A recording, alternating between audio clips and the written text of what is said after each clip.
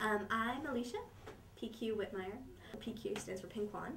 My mom is she's ethnically Chinese, although she grew up in Malaysia. So we used to go back there all the time when I was a kid. So I'm half Chinese, and I cover Chesapeake schools for the Virginian-Pilot, which I've been doing for almost a year now. I started off at the Daily Press out in Newport News. Before that, I worked in Idaho for the Associated Press for a couple of months right out of college. That was my first job out of college. So what was your focus at the AP? It was I was actually filling in for someone who was on maternity leave. So I did a lot of court stuff, and then I actually got to cover the General Assembly. Theirs was not a General Assembly. That's kind of a Virginia thing. But I got to cover the state legislature while they were in session. So it was fun. Journalism takes you all over the place, all over the country. You bounce around a lot. So. Well, how did you choose the field of journalism? Did you know since you were a girl? Mm-hmm. I joined my college paper just to see what it was like, and really found that this was something that was really interesting.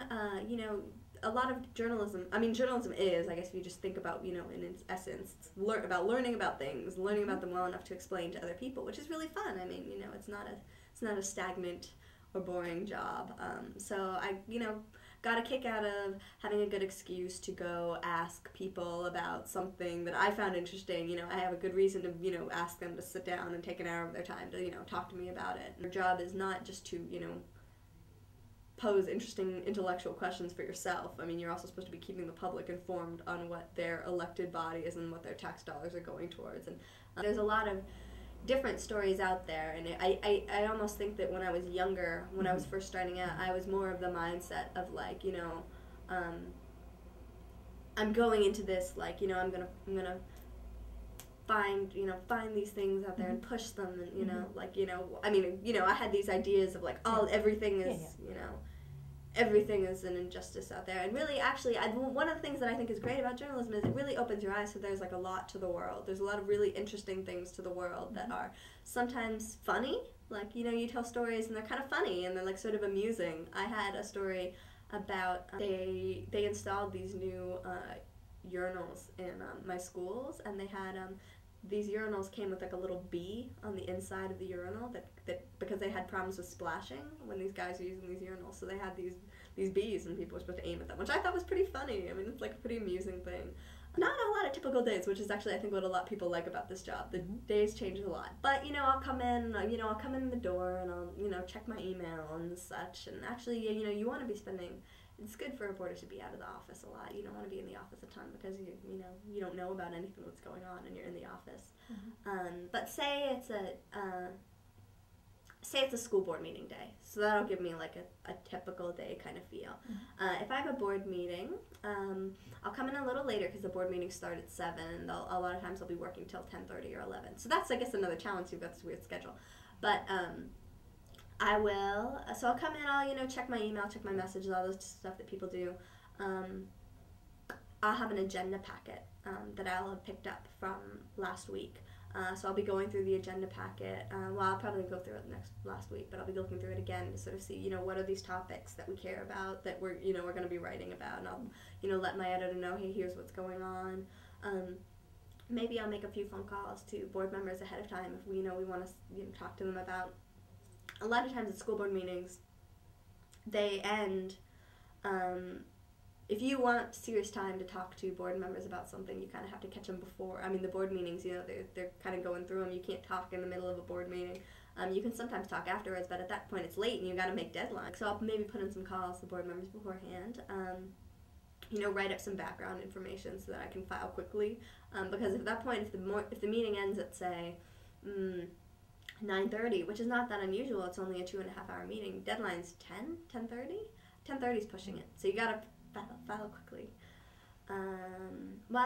You want to, not to say you have to be a brilliant writer in any way, but you want to be able to put a sentence together. I mean, writing is certainly something you're going to be doing. So if you hate it, it's probably not the field for you. I think that you should know how to. Talking to people is rule number. I mean, reporting is talking to people. It's a lot of it, anyway.